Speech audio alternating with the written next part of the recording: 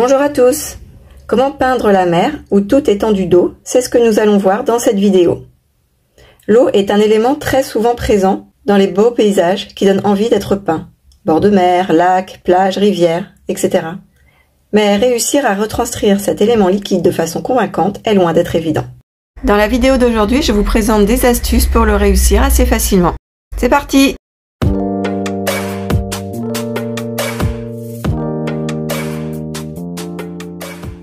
Parlons d'abord de la couleur de l'eau.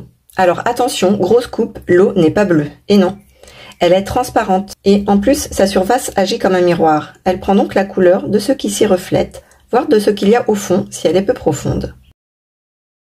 Si la mer apparaît souvent bleue, c'est parce que le ciel s'y reflète. S'il fait gris, la mer est grise.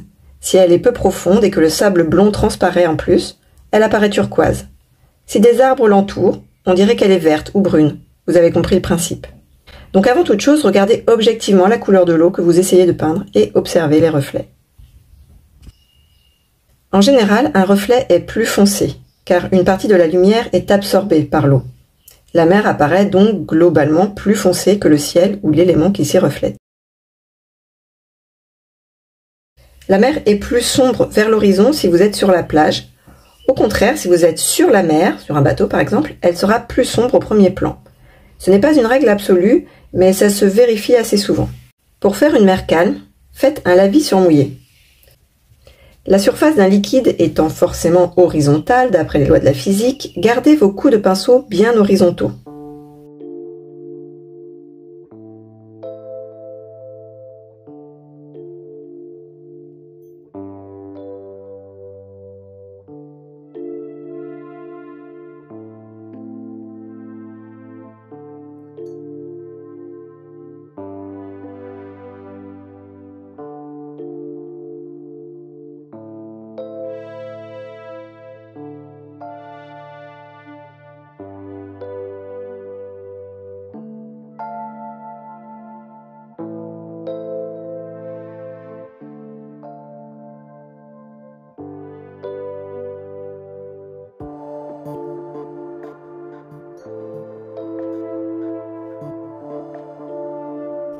Pour figurer des ridules à la surface, ajoutez des traits plus sombres en respectant la perspective, c'est-à-dire qu'au premier plan, ils seront plus épais et plus longs, et vers l'horizon, plus fins, plus serrés et plus clairs, voire presque imperceptibles.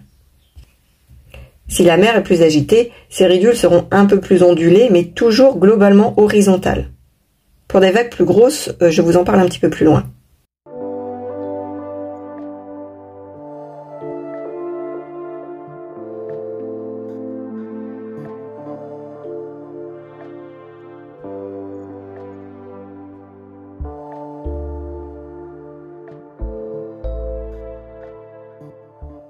Pour une surface pleine de reflets de soleil, essayez d'y aller en sec sur sec pour laisser apparaître des zones de blanc. Ça demande un peu d'entraînement et c'est plus facile sur un papier avec un grain marqué.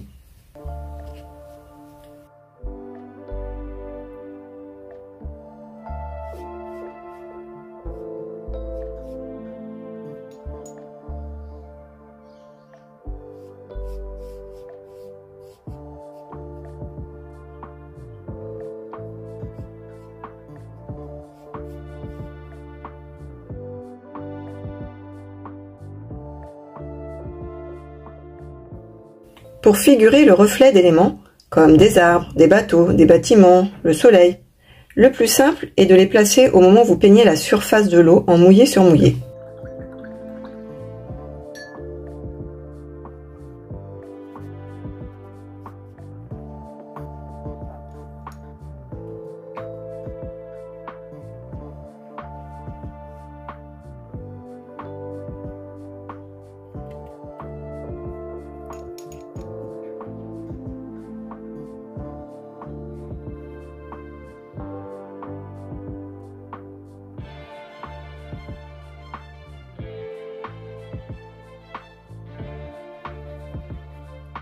Selon le point de vue, les reflets peuvent apparaître très étirés vers le bas.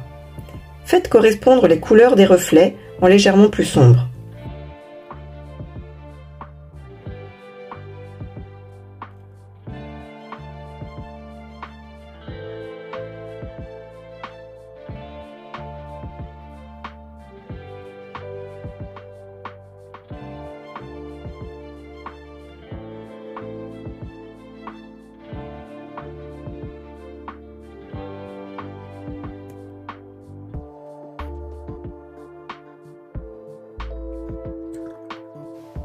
Vous pouvez à ce stade faire des retraits, toujours horizontaux, avec un pinceau sec pour apporter des touches de lumière.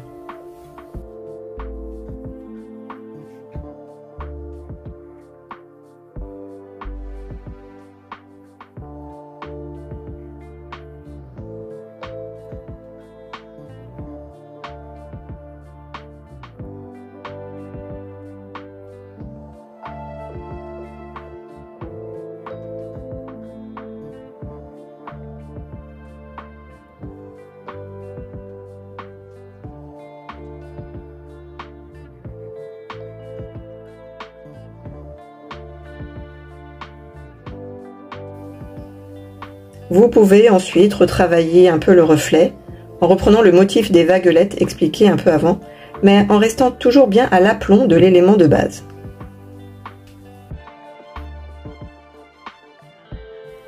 Pour figurer des vagues plus importantes avec de l'écume, premièrement laissez plus clair ou faites des retraits pour figurer les crêtes des vagues, là où il y a de l'écume.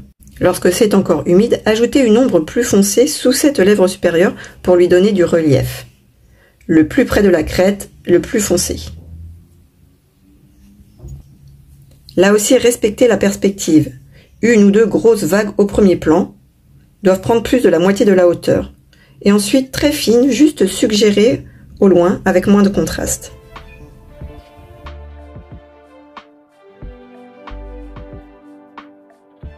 Quelques mots maintenant sur le bord de plage où la mer rencontre le sable. Évitez de tracer, de dessiner au crayon la délimitation. En réalité, l'eau et le sable se mêlent sans bordure nette. Fondez dans l'humide la couleur de la mer avec celle du sable en restant dans des valeurs assez claires. Vous vous souvenez, je vous ai fait remarquer un peu plus tôt que lorsqu'on est sur une plage, la mer semble souvent plus sombre à l'horizon.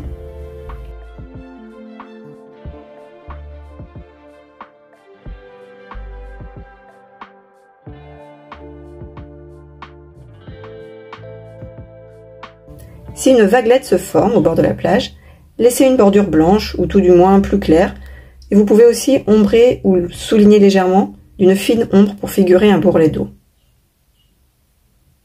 Concernant la composition, si vous souhaitez varier de la composition frontale avec le ciel, la mer, le sable, en 3 bandes, et que vous choisissez un rivage en biais, faites attention à l'orientation des vagues et à la perspective. Et voilà, j'espère que ces quelques astuces vous permettront d'être plus à l'aise pour peindre la mer et autres plans d'eau. Si cette vidéo vous a plu et si vous voulez m'encourager, n'hésitez pas à vous abonner à la chaîne, vous y trouverez plein d'autres vidéos qui vous aideront à progresser facilement. Alors à bientôt!